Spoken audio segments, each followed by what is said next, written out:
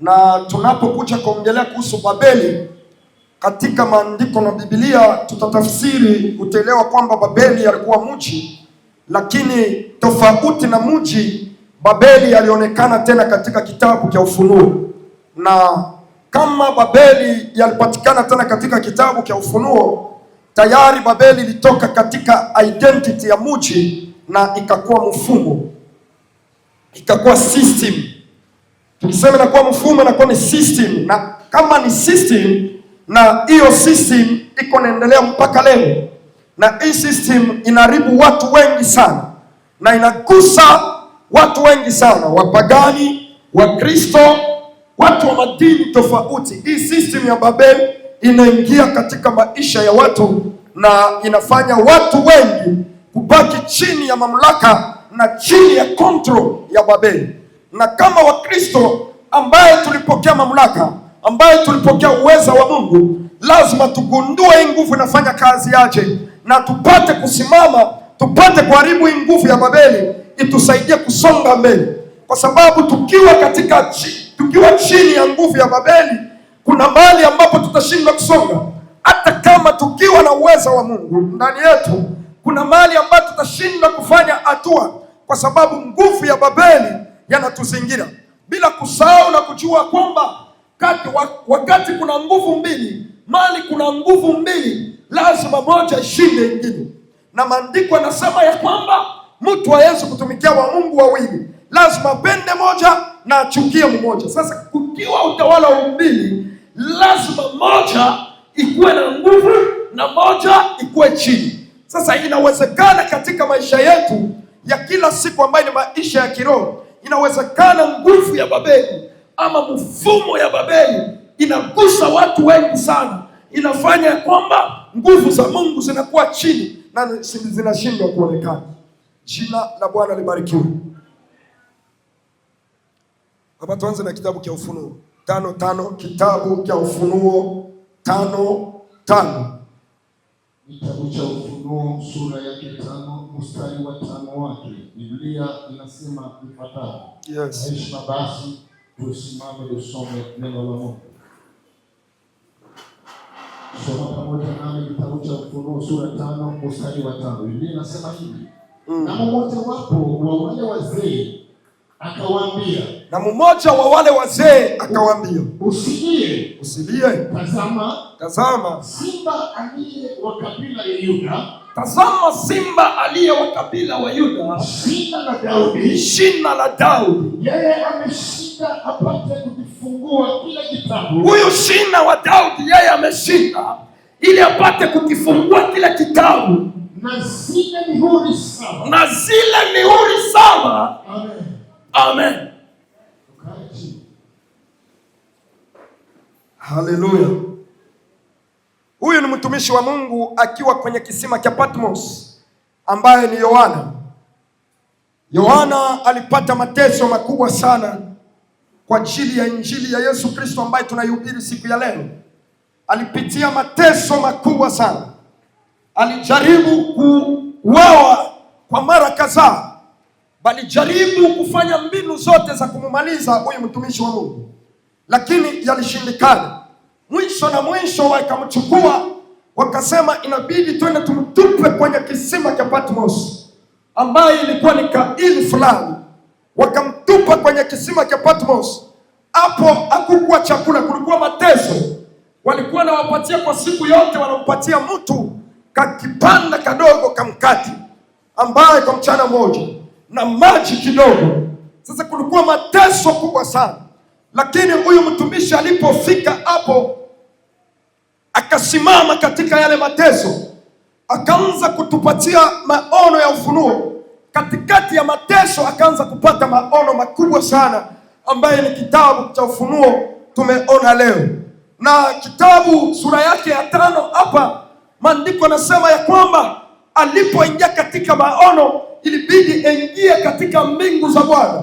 Neema ya Mungu ikamwingiza katika mbingu zake. Alipoingia katika mbingu za Bwana, aliona mambo makubwa ya ajabu ambaye hajawahi kuona na kushuhudia kwa macho yake. Alipoanza kuyaona kitu kikubwa sana katika vasi ya 5, akaona wazee, akaona kitabu kikubwa, na hiyo kitabu kimefungwa, na hiyo kitabu kilikuwa na mihuri 7. Na alipoona kila kitabu, wakatazama kuna mtu alikuwa na uwezo ya kufungua kila kitabu na kuvunja mihuri 7. Sasa mambo aliona ilimshangaza, na akaanza kulia kwa machozi, kwa huzuni mkubwa sana. Alipoanza kulia kwa huzuni, akatazama mmoja ya wazee walioko mbinguni, wakamwambia kwamba Yohana, usilie. Yohana, panguza machozi, usilie. Akamwambia, tazama. Akasema hivi, mmoja wa wale wazee akaniambia, usilie, tazama simba aliye wa kabila ya Yuda, jina la Daudi, yeye ameshinda apate kukifungua kila kitabu na zile mihuri zake 7. Akafarijika moyoni mwake kwa sababu alimwona shina la Daudi. Lakini fasi hii, kitu kikubwa tunachukua hapa ni kitu inaitwa shina la Daudi. Anaitwa simba wa kabila wa Yuda, ambaye ni Yesu Kristo, anakuwa kuitwa shina la Daudi. Shina la Daudi. Tukisema shina, tunaona mzizi. Tukiona mzizi, tukiona mti na mea, chini ya mti kuna mizizi. So hiyo mizizi hiyo inaitwa shina. Shina ya hiyo kitu ndani yake, ambaye inasaidia matawi kukua, inasaidia hata mpepeo ikuwa kali. Mpepeo itaenda, lakini kwa sababu shina yake na nguvu, chini yake kuna mizizi, hiyo mizizi inamshikilia. Lakini kama alisema shina la Daudi, tunapasha kurudi ili tupate kuelewa maandiko. Acha turudi kwenye kitabu cha Mwanzo 49. Tunaanza 9 yake. Maandiko yanasema hivi. Acha tuanze 8 tukishuka hadi 10. Yakobo akakusanya watoto wake, watoto wote akawaweka. Kisha Yakobo akaanza kutabiri juu ya watoto wake. Baada ya siku za mwisho za Yakobo akaanza kutabiri siku za mwisho juu ya watoto wake. Akafika kwa Yuda akamwambia, Yuda, ndugu zako watakusifu, mkono wako utakuwa shingoni mwa adui zako. Mkono kuwa shingoni mwa adui zako, hiyo pale pana alama ya vita. Tunashuka nani anasema hivi, Yuda ni mwana simba. Akaanza kumtabiria Yuda wote kuwa mwana simba kutoka katika mawindo. Mwanangu, umepanda. Aliinama akajilaza kama simba, na kama simba mke, na ni nani atakayemwamusha? 10 nasema hivi, fimbo ya enzi haitaondoka katika Yuda, wala mfanya sheria kati ya miguu yake, hata atakapokuja yeye mwenye miliki, ambayo mataifa watamtii. Hapa tunaona mwanzo ya Yuda. Ikiwa katika Ufunuo Yesu anaitwa kuwa shina la Daudi, tunaona shina la Daudi, tunaona simba wa kabila wa Yuda, ambaye yeye ni shina wa Daudi, ambaye ni Yesu Kristo. Sasa yatupasha tuelewe Yuda ni nani, simba ni nani, kwa nini Yesu alikuwa shina la Daudi. Jina la Bwana libarikiwe. Usisahau ya kwamba somo yetu inasema ya kwamba tuko katika uweza wa Mungu, lakini leo tunagusia zaidi, tunajibase katika kuharibu nguvu ya Babeli. Haleluya.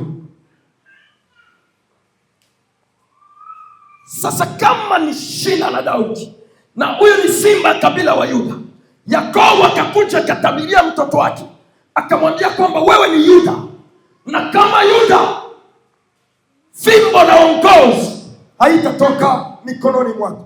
Hapa nimeona kitu kikubwa kinanigusa hapa. Kuna simba wa Yuda. Sasa nikaanza kuingia katika maandiko nimtafute, nimpekue kwanza simba, tumwelewe simba yanakuwa kuaje. Je, simba ni mmoja tu katika Biblia? Simba ana uwezo gani? Ana sifa gani simba? Ili tatusaidia sana kujua mamlaka ambayo tutakuwa nayo, kwa sababu kama yeye shina la Daudi, inamaanisha kwamba na sisi tuliingizwa katika hiyo shina tuwe matawi. Haleluya! Na kama tutakuwa matawi, inamaanisha kwamba tutakuwa na uwezo na mamlaka ya huyu simba aliyo nayo, ili wakati tunapoenda katika Injili tupate kuwa na mamlaka ya kupambana na maadui zetu. Ukristo haiko rahisi. Ukristo haiko kula na kunywa, haiko kulala na kuamka. Ukristo ni mapambano. Bwana asifiwe. Ukristo ni mapambano. Nisaidie anikachifa hapo. Ukristo ni mapambano, na usipojua uwezo ulio nayo ndani ya Kristo utachezewa sana na shetani. Huwa kila mara nimesema hivi, usipojua mamlaka ulio nayo kama Mkristo, shetani atakuchezesha sana kama boli, na utajikuta wakati wote uko kando.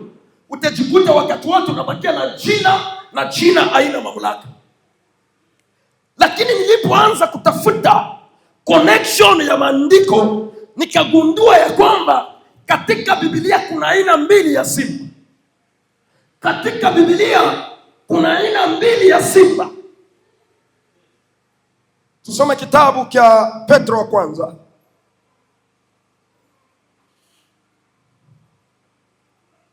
Petro wa kwanza mstari wake wa 5. Tusome 8 yake, nasema hivi: muwe na kiasi na kukesha, kwa kuwa mshtaki wenu Ibilisi kama simba angurumaye zunguka akitafuta mtu amumeze. Bwana asifiwe. Nikishuka 9 nasema hivi: nanyi mpingeni huyo, mkiwa thabiti katika imani, mkijua ya kuwa mateso yale yanatimizwa kwa ndugu zenu walioko duniani yatawapata na nyinyi.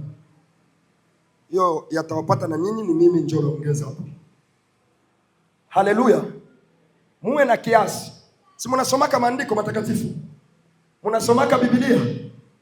Kama mnasomaka Biblia na mnagundua ya kwamba kuna watakatifu walioteseka ndani ya Biblia, maandiko yanasema kwamba muwe na imani na kukesha, kwa sababu mateso yale yaliyompata Petro, mateso yale yaliyompata Bartimayo, mateso yale yaliyompata Yohana yatawapata na nini. Msikatae yale mateso yatawapata. Mnajua mitume jinsi walikufa? Mitume walikufa kwa mateso makali sana. Kuna wenye walichuna ngozi, wakachukua mtu kabla hajafa, wakaanza kumchuna ngozi ya kibinadamu, banamtosha ngozi yote wanaweka hapo, bakampaka mafuta yeye wote akang'aa, bakamweka kwenye jua. Hebu jaribu kufikiria yale mateso. Walichukua mitume waliokuwa na hii injili ya kweli, ili leo itupate kutufikia na ukuwe na maamuzi ya kuikataa ama ya kuikubali. Waliwachukua wakawatia kwenye pipa ya mafuta, waliweka moto, wakachemusha pipa nzima ya mafuta ikatokota. Wakachukua mtu, wao unamwamini Kristo? Ndio unamwamini. Wakambeba wakamuingiza kwenye pipa za mafuta, ili leo tupate injili ambaye tuko nachezesha. Haleluya. Injili, kuna watu waligharamika ili kufikia katika injili hii. Maandiko yanasema ya kwamba kuna simba wawili. Simba moja ananguruma na simba moja ni shina la Daudi. Upate kunifuata? Simba moja ananguruma na simba moja ni shina la Daudi, ni simba wa kabila wa Yuda. Sasa tukisema ya kwamba simba wa kabila wa Yuda Hapo Mwanzo hiyo 49 tunaona ya kwamba Yakobo akaanza kutabiria mtoto wake, akampatia vitu muhimu, akamwambia kwamba wenzako wote watakuja kukuinamia wewe Yuda, wakampatia fimbo. Yaani utaelewa ya kwamba simba anayeongelea hapa ni mfumo ya mamlaka, ni mfumo ya uongozi ambayo walimpatia huyu Yuda. Tuko pamoja? Bwana asifiwe. Papa Rome, Bwana asifiwe. Uko hapa kweli? Haleluya. Yeah. Ni mamlaka ambayo walimpea. Sasa nikaona kwamba kama ni mamlaka ambayo walimpea, na katika Biblia kuna simba mbili, utakubaliana na mimi ya kwamba katika mji wa Babiloni ambaye tunaitwa Babeli, kulikuwa simba, pango la simba, na hii pango la simba ilikuwa kwa ajili ya hukumu. Walikuwa simba hapo wenye kuwa na njaa. Maandiko yanatuambia katika Petro wa kwanza ati simba mwenye kuwa na njaa anatafuta nani atakayemmeza. Na ukiingia katika mji wa Babiloni unakuta kwamba kulikuwa upango, na ndani ya hiyo upango mulikuwa simba. Inataka kumaanisha nini? Babiloni, Nebukadneza wa pili, kwa sababu tagusia hapo kwa Nebukadneza wa pili. Babiloni ilikuwa na utawala wa simba, ilikuwa na mamlaka ya simba. Katika utafiti batakwambia kwamba mageti yake yote ilikuwa imechorwa simba, kwa sababu falme za Babeli zilikuwa zimejengwa kuja duniani. Alikuwa hajafika duniani, haya mambo yote yakaanza kufanyika. Sasa nikaona kwamba ndani ya Babeli kuna uwezo. Siku moja Nebukadneza wa pili akasimama. Inabidi mahali panapo mamlaka lazima kuwe vita. Mmoja kati yao akishinda, mwingine anachukua utawala. Haleluya! Kwa maana utawala haitatawala wote wawili, lazima mmoja ainuke na mwingine ashinde ili utawala iende sawa sawa. Ni kama leo Amerika, ukitaka kuwa mtawala wa dunia inabidi upigane na Amerika. Ukimshinda Amerika unachukua utawala. Sasa ikakuwa wakati huo, huyu ni simba, huyu na yeye ni simba. Nebukadneza wa pili akapata maono, akaelewa, akasema hapana, katika ulimwengu wa roho hatuwezi tukatawala watu wawili. Lazima nende nikamchokoze simba wa kabila wa Yuda, niingie naye katika mapambano na nipambane na huyu simba wa kabila wa Yuda, tuone mshindi atakuwa nani. Haleluya! Maandiko yanasema kwamba wakati huo Israeli iliingia katika machafuko.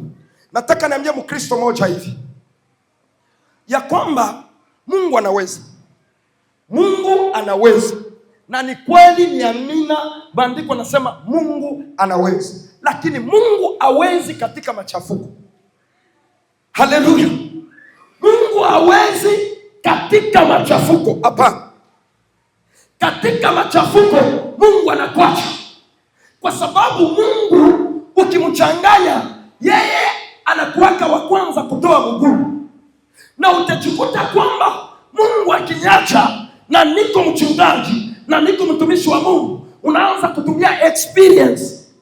Na wakati unaanza kutumia experience unagundua kwamba unajiingiza katika hatari, kwa sababu vita vya kiroho vitakapoinuka utashindwa. Haleluya! Bwana asifiwe sana. Sasa ilijitokeza hapa, simba wa kabila wa Babiloni akainuka, lakini simba wa kabila wa Yuda alikuwa kitishio, na yeye ndio alikuwa na Mungu mzima, lakini alikuwa na muasi Mungu. Yaani alibakia na chini. Wakaingia kwenye mapambano. Walipoingia kwenye mapambano, ilibidi Danieli wa kwanza, ukisoma Danieli wa kwanza, ilibidi simba wa kabila ya Babiloni ashinde simba wa kabila wa Yuda. Inakuwa confusion. Mara ya kwanza watu wa Mungu wakapigwa kwa ajili ya dhambi walioifanya, wakajikuta kwamba Israeli, kabila ya Yuda, yakashindwa mbele ya simba wa Babiloni. Na Nebukadneza wa pili alipoingia katika Yuda, akakuta, akawapiga kuingia mpaka hekaluni, kuchukua vyombo vyote vya hekalu. Haleluya! Shetani ni kama mwizi. Ukimwachia dakika moja, akiingia katika maisha yako, anaharibu pawa zote za kiroho, anachukua vitu vyote vya thamani zenye Mungu aliweka ndani yako, anazichukua na kwenda. Bwana asifiwe sana. That's why utaona kwamba ulikuwa naona maono inaisha. Baada ya kufanya kosa hizi, maono inapotea. Ulikuwa na karama fulani, karama inapotea. Ujua kusema aliingia, na akisha kuingia atokake hivi. Na watu wengi, shetani aingie kwa maisha yetu kwa kulazimisha. Shetani anaingia kwa maisha yetu kwa kumfungulia mlango peke yetu. Anaingia na anachukua vya kuchukua, anaenda. Njoo upate tena hiyo vitu shetani alichukua. Utalia na kusaka meno, utaomba, utapiga magoti ili Mungu akonee rehema. Maandiko yananiambia kwamba Mungu akamwambia Ibrahimu katika kitabu cha Mwanzo 15:13, akamwambia Ibrahimu ya kwamba kwa sababu nafanya hivi, taifa lako litaenda utumwani. Sikia, utumwa ya Mungu haiko mchezo. Ukiingia mpending ya Mungu, imeshindwa pending ya UNHCR.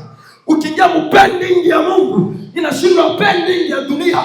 Akamwambia kwamba watenda utumwani kwa miaka 400. Alikuwa rafiki wa Mungu. Bwana asifiwe. Ibrahimu alikuwa rafiki wa Mungu. Rafiki wa Mungu. Acha nikuvunje moyo. Mungu ananga rafiki. Rafiki wa Mungu ni mwenye anafanya mapenzi yake. Haleluya. Kwa sababu katika urafiki kuna mazoea.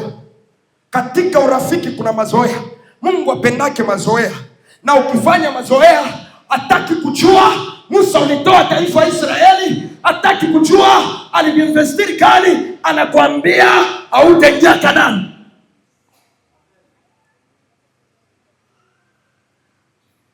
Inabidi tujue Mungu tuko natumikia. Na uelewe mfumo ya Babeli. Kwa sababu Babeli ni mzuri. Ni mji mzuri sana. Babeli ni mji mzuri sana. Kuna dhahabu, kuna pesa, kuna kitu chochote kinyo unataka Babeli, kuna raha. Haleluya. Sikia, kukosa pesa na mambo ya imani ni vitu viwili viko tofauti. Usikuwe na jichanganya. Bwana asifiwe. Kukosa gari na Mungu ni vitu viwili viko tofauti. Kuna watu wanasema ache tu mtoto wa Mungu ateseke. Lakini leo nataka nikwambia kwamba yes, mtoto wa Mungu anaweza kuteseka. Tena si mateso ya leja, ni mateso ya sana.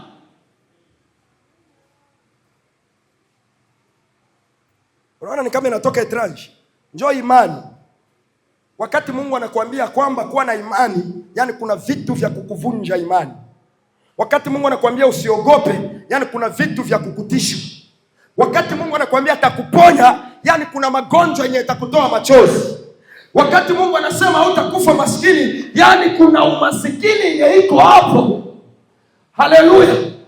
Sasa unapaswa kuelewa kwamba kukua na Kristo haiko jambo rahisi. Siku moja ilikuwa ni Saturday, nilisema kwamba hii dunia ukikuwa na Yesu hautawahi ishi na amani. Bwana asifiwe. Hii dunia ukikuwa na Yesu hautawahi ishi na amani. Lakini sasa kuna kwa tofauti, utaishi na amani ya roho. Kwa sababu kuna utofauti. Aliye na Yesu hata kama anapitia mateso anakuwaka na amani ya roho. Lakini asiyekuwa na Yesu akipitia mateso kidogo atapaniki dunia yote. Haleluya. Lakini kama uko na Yesu, dunia haitakuacha. Utapigwa vita za staili zote mpaka usarende. Muwe na imani. Watoto wa Ebeneza, muwe na imani. Haleluya. Muwe na imani. Tusikate tamaa mbele ya shida. Tuwe na imani. msalaba yetu kama benzetu waliwachuna ngozi na wakakufa na Yesu Kristo, na sisi lazima tuichukue hiyo msalaba. Hata siku ya mwisho watuchune ngozi, lakini tusimwache Yesu Kristo. Kama kina Stefano walipiga mawe, wakapigwa mawe, ako na kufa, lakini alinua macho yake akaitazama mbingu, akasema oui, je vais le ciel. Haleluya. Nimeona mbingu imefunguka, nimeona mbingu ikiwa wazi. Lakini watu wengi wakati wa mateso tuko na mwacha Mungu. Watu wengi kwa ajili ya mkate tumemwacha Mungu. Jina la Bwana libarikiwe sana. Turudi katika andiko hili. Babeli kakuja kapiga Israeli, wakachukua vitu vyote katika nyumba ya Bwana, na mfalme Nebukadneza katoa amri, akaambia kwamba mnitafutie vijana wa kifalme, vijana wenye uso nzuri, wenye afya njema, wenye watu wenye wazuri. Acha niambie kanisa kwamba shetani apendake viwete, shetani apendake kilema. Kuingia kwa shetani, njoo uende uingie kwa shetani, lazima ukuwe na kipaji. Shetani atumiaye watu hawana kipaji. Bwana asifiwe. Mnafikiria shetani anabebaka tu? Shetani atumiake watu wasio vipaji, wanatumiaka watu wa vipaji. Kupitia wale watu wa vipaji njoo waende wafanye kazi. Pia shetani apendake sadaka ya lemavu. Siku moja nikaona kuna kasenkanti kama kalizunguka hapa. Watu wa media hawataelewa kasenkanti, Waswahili ndio wataelewa. Kasenkanti kamoja kalikuwa nazunguka hapa. Mtu anakuja tu kiroho safi, anaingia mkanisa, kapesa kakukatika, kankatika, na anakuja hapa mbele, mtakatifu Shabwenge, haleluya, amen, anatoa. Kisha anarudia na yeye anakaa, anasema na mimi leo nilitoa. Sikia, mwache nimeambia kanisa, atutoe kwa ajili watu watone. Kama uko na spirit ya kutoa watu wakone, acha hiyo, kwa sababu kunafanya kazi bure. Tunatoa kwa ajili ya Mungu, ni muabudu Mungu, na Mungu apokee yake sadaka lemavu. Haleluya. Kuliko mambo yako yabarikiwe yatakuwa yanaharibika, kwa sababu mchawi ni peke yako. Jina la Bwana libarikiwe sana. Sasa shetani apendake sadaka lemavu, na anapendaka sadaka nono. Akakuja hapa mfalme Nebukadneza akamwambia, munitafutie vijana wenye wako safi. Wakatafuta vijana wawili wenye walikuwa safi mbele za Bwana. Acha tusome. Wakatafuta vijana wenye walikuwa vizuri. Danieli ngapi? Leo sina msomaji kweli.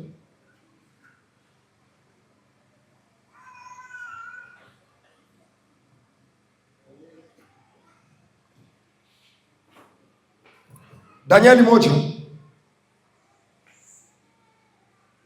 Ine. Danieli 1:4.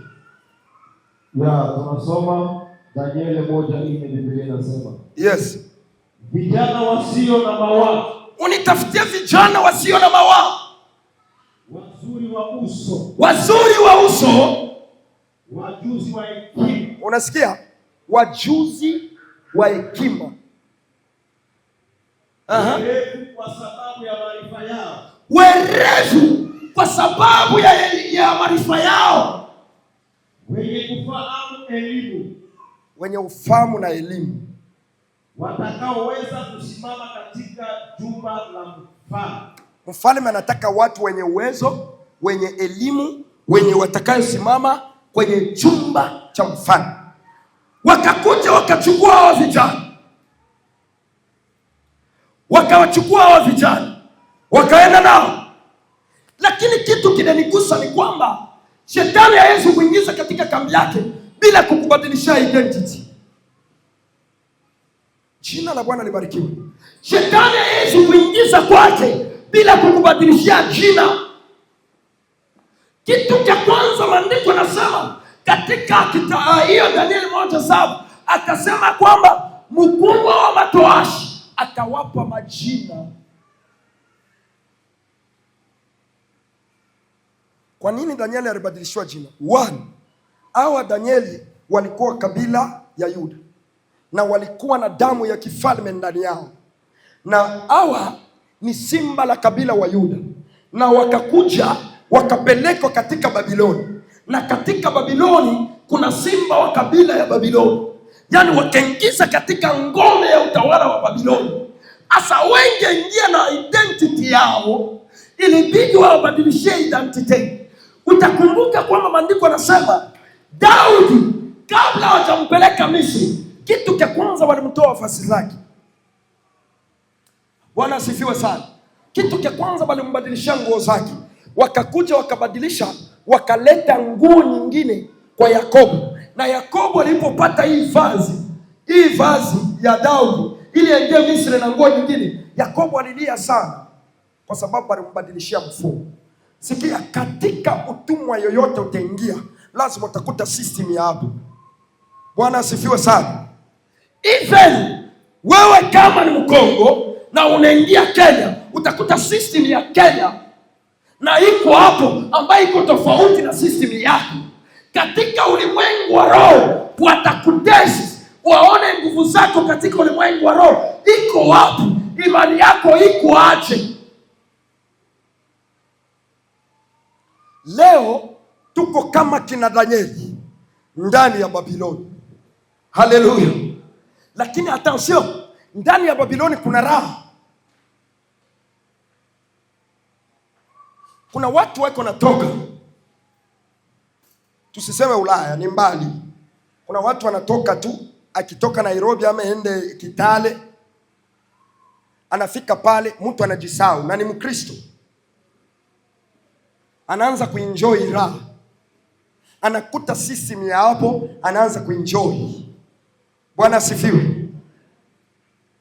So kitu cha kwanza shetani toashi mfalme akamwambia wabadilishe majina, lakini kwa sababu wao walikuwa na miungu, katika Babeli kulikuwa na miungu ambayo ilikuwa hapo, wakakuja kubadilishia majina hao watu. Akawaambia hivi, akamuita Danieli nani? Belteshaza. Akamuita Belteshaza. Danieli akamuita Belteshaza. Na nani akamuita nani? Akamuita Shadrach. Na Mishaeli akamuita Meshaki. Na Azaria akamuita Abednego. Belteshaza, Shadrach, Meshaki na Abednego. Bwana asifiwe. Lakini Danieli alipofika hapa, akaingizwa hapo, maandiko kishuka nasema kwamba wakaanza kuwafundisha lugha ya Wakaldai, wakaanza kuwafundisha elimu ya Wakaldai.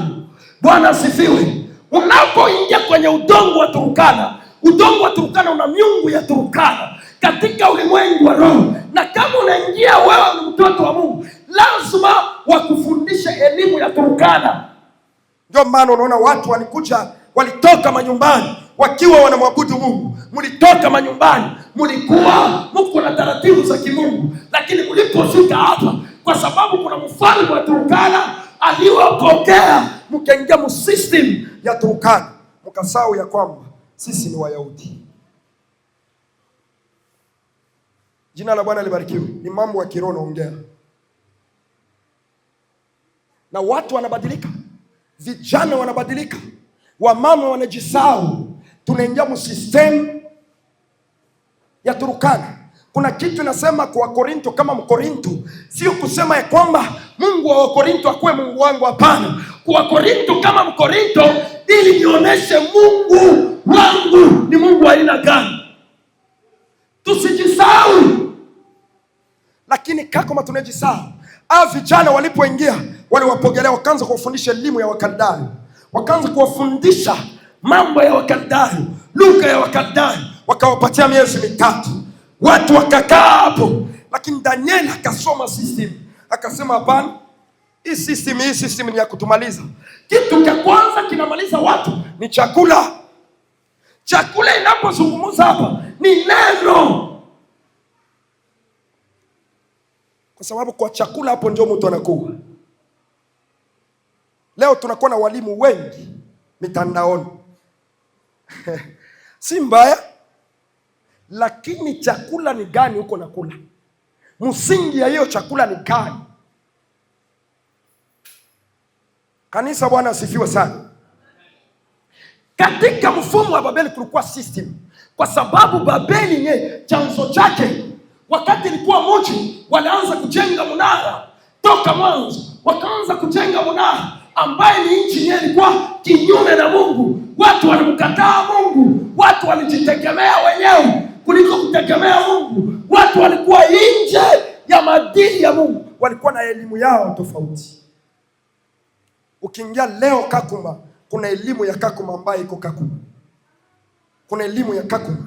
Kitu cha kwanza, hata kama tutakataa, hata kama tutahubiri, Kakuma iko na Mungu wa masengenyo. Kakuma iko na Mungu wa madharau. Kakuma iko na Mungu wa kutokutii neno la Mungu. Kakuma iko na Mungu mwenye anafanya watu washinde kuona thamani ya Mungu. Watu wanajisahau. Na hii ni mfumo ambayo iko Kakuma, iko chini ya anga ya Kakuma. Watu wanafuatiliana maisha. Ukatae usikatae, hiyo system iko. Bwana asifiwe. Hiyo system iko hapa. Ukatae usikatae, hiyo system iko hapa. Watu wanazarauliana wao kwa wao. So ujua kwamba wewe ni Danieli, uko katika Babiloni. Na hii system inabeba watu wengi, soi-disant les chrétiens. Bwana asifiwe. Sisi watu wengi wanaingizwa katika hiyo mfumo, kiasi ya kwamba masengenyo ndio yanakuwa maisha yetu ya kila siku. Kama unalala au hujasema mtu, inakuwa ngumu sana kwako. Masengenyo yanakuwa kama maji ya kuni. Ikuwe makwaya, huyu anasengenya huyu, hapa bawili, batatu. Ikuwe mkanisa, hapa ni bahuyu, hapa ni bahuyu. Yaani unajikuta kwamba kunakuwa tensori fulani. Wanamitawanisha, wanamitenganisha, ili mshinde kuelewa elimu ya Mungu ni gani. Tunajengea wapi? Hiyo mfumo inasimama na inaanza kuwa watu wa Mungu. Inaanza kumenya watu wa Mungu taratibu. Inaanza kumenya watu wa Mungu taratibu. Kushuhudia sanamu haijamaanisha kwamba utaenda pale Ethiopia wanaweka sanamu wanaweka pale. Ni kushuhudu mbele ya mfumo fulani ambayo unakuta iko Kakuma. System fulani ambayo unakuta iko Kakuma. Na unaingia ndani, unaanza kushuhudia hiyo system. Already unamshuhudia Mungu wa Babeli. Leo tuko wapi?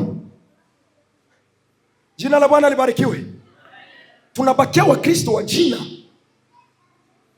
Ni simba, sisi ni shina, lakini tunapoteza uwezo wetu. Ufunuo 18 inasema kwamba Mungu akaona, akasimama Babeli kavunjwa, ikaanza kuteketezwa.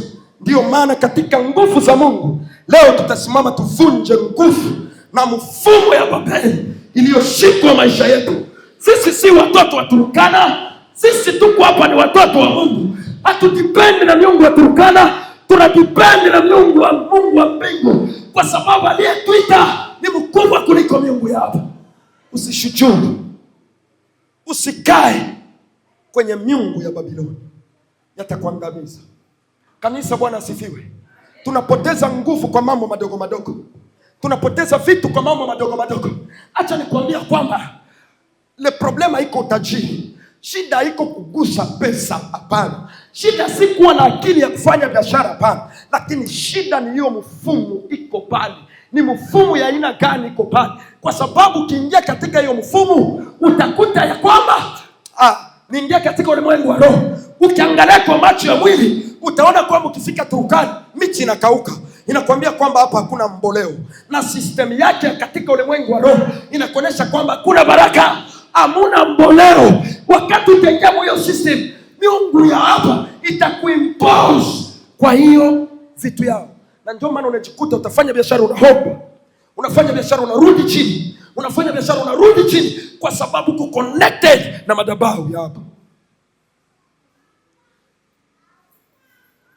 Amen.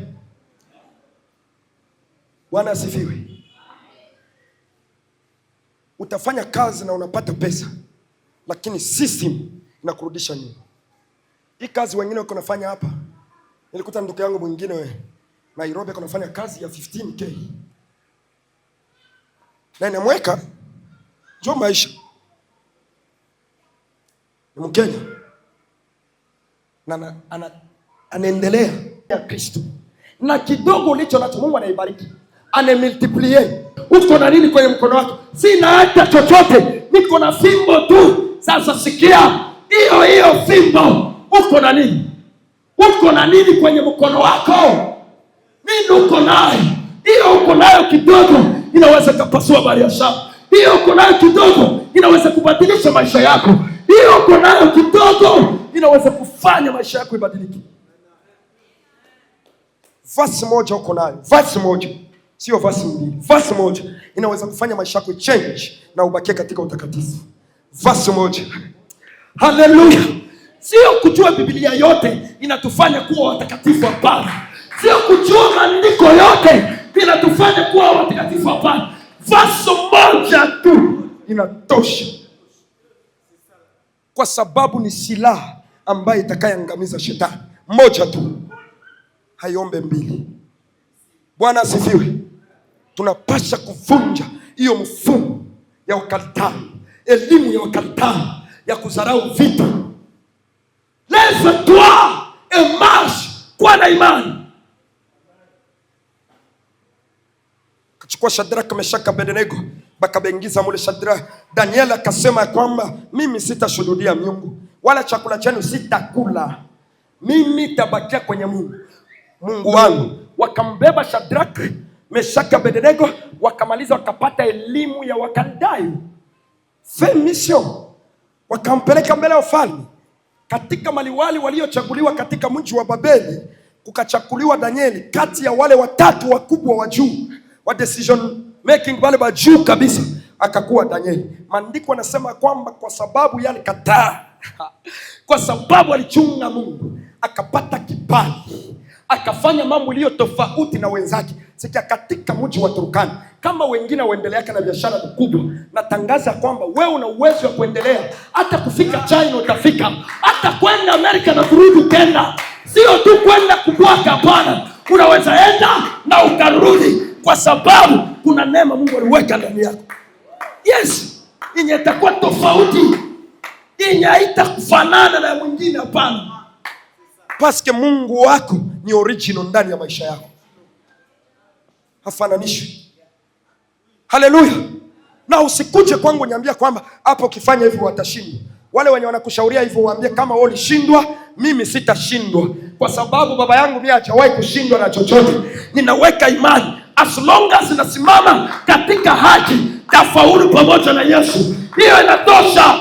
Montre nous le Père. Utoneshe Baba, hiyo inatutosha. Hapana kunyambia bla bla. Mungu anasema nini? Anasema kwamba mimi nitakuwa kichwa wala sitakuwa mkia. Tasonga mbele as long as niko na Yesu.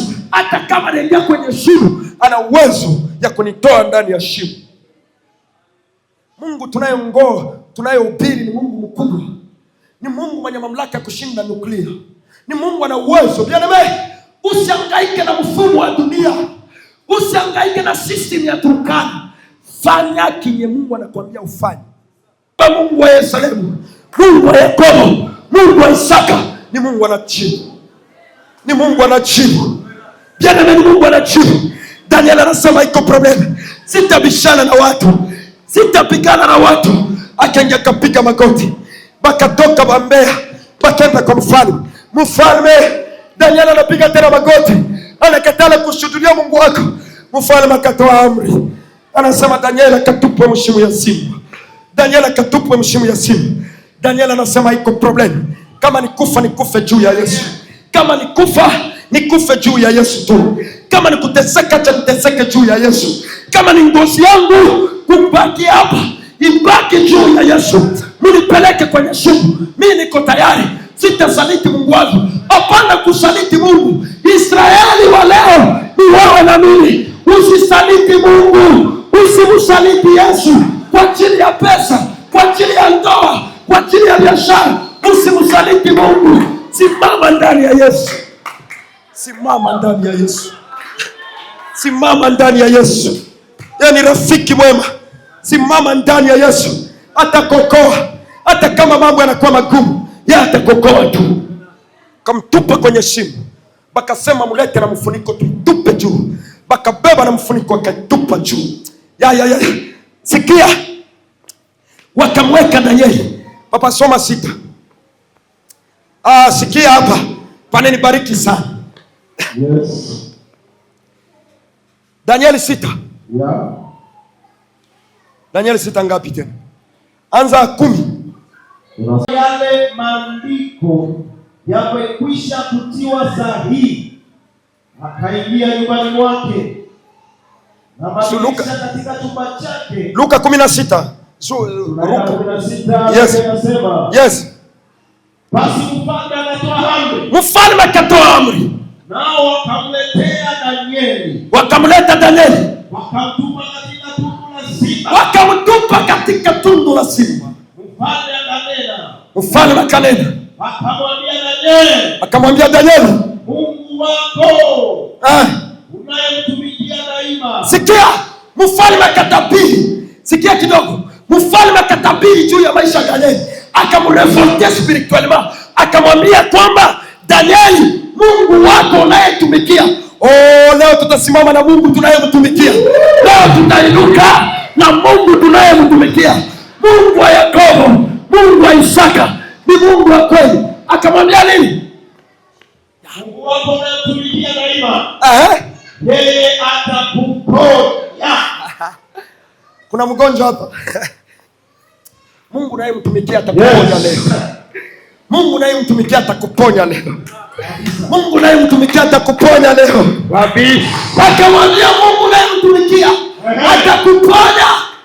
Twende baba, twende. 17 anasema, likaletwa jiwe. Likawekwa mdomoni mwa lile tundu. Hata kama wataweka majiwe kwenye maisha yako, hata kama wataweka vibambazi kwenye maisha yako, kitu kimoja tu acha nikwambie, Danieli hakubishana na wenye walikuwa natia jiwe. Hapana, Danieli alikuwa anabishana na mwenye majiwe. Mwenye majiwe alijua kwamba hao watu wakitoa hili jiwe, ni jiwe ingine wataongeza. Hata nikibishana na mwenye majiwe, yeye ataamuru majiwe yote kunyamaza. Twende baba. Naye mfalme akalitia muhuri kwa muhuri yake mwenyewe. Wakapiga muhuri. Na kwa muhuri ya wakuu wake. Wakasema lisibadilike neno lolote katika habari za Danieli. Wanadamu wanatiaka koma. Kiswahili kisinisumbue. Mimi siku Mswahili bwana. Wanadamu wanatiaka pwe. Mungu anatiaka virgili.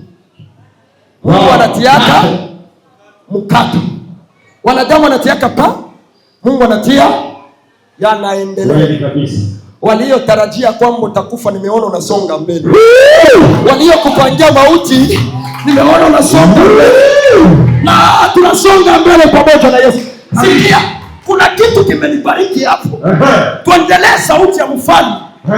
Twende baba, twende. Kisha mfalme akaenda nyumbani kwake. Mfalme akaenda nyumbani. Akakesha usiku kucha. Anakosa usingizi. Mtu kafunga. Mfalme akafunga. Haiko mimi. Mfalme akafunga. Kuna watu wenye ukigusa maisha yao hautalala usingizi.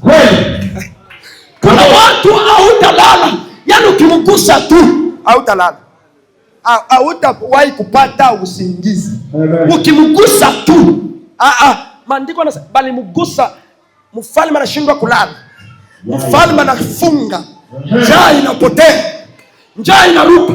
Akasema nini asubuhi? Asubuhi mfalme kaondoka mapema. Mfalme anasema sitavumilia. Mfalme akapata revelation. Tupate wapi watu kama kina mfalme hawa wakupata revelation? Mali walikutia kamuka asubuhi mapema, anasema hapana, acha nenda nikachungulie. Ninasikia kama Mungu wa Israeli lakini sijawahi kumwona. Acha nenda nikachungulie. Sikia. Akasema nini? Naye alipolikaribia ile tundu, akakaribia, akamwambia Danieli kwa sauti ya huzuni. Haleluya. Mfalme akanena. Mfalme akatoa sauti. Akamwambia Danieli. Danieli, mtumishi wa Mungu aliye hai. Je, uko hapa?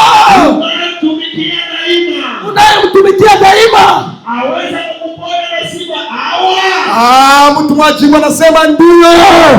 Ameniponya. Ndio ameniponya. Sikia sauti. Inasema nini? Sauti kasikika katika simba wenye kuwa na njaa. Sauti katokea ndani, ikapasua vibambazi, ikapasua majiwe, ikamwambia Danieli, akasema mfalme uishi milele, mfalme uishi milele. Mungu wangu ameyafungua makinywa ya simba. Anaifunga makinywa ya simba. Sikia. Sikia papa. Mambo yote iliyofungua vinywa kwa ajili ya kukumeza, hatutapigana nao, lakini tutaachilia malaika. Acha nikwambie, maandiko yanasema hivi. Malaika weko kwa service zetu. Haiko kwa service yetu, na tutawamuru watakuja. Sasa kwa muda huu tunaachilia malaika. Enda kafunge vinywa vya watesi wako. Enda kafunge vinywa vya watesi wako. Enda kawanyamazishe kimya. Siku ya leo, tariki ya leo, Baba kawanyamazishe kimya, kwa sababu kuna Mungu wa Israeli amesimama. Amen. Mungu wa Yakobo amesimama. Amen. Amesimama, ameshuka. Mfalme akafurahi. Mfalme akasogea, akasema, rafiki yangu Danieli, uko hai. Akamchukua rafiki yake Danieli. Bien-aimé, tumchunge Mungu, tumchunge Yesu. Kama teso unapitia ni kamuda, hakatafanya miaka.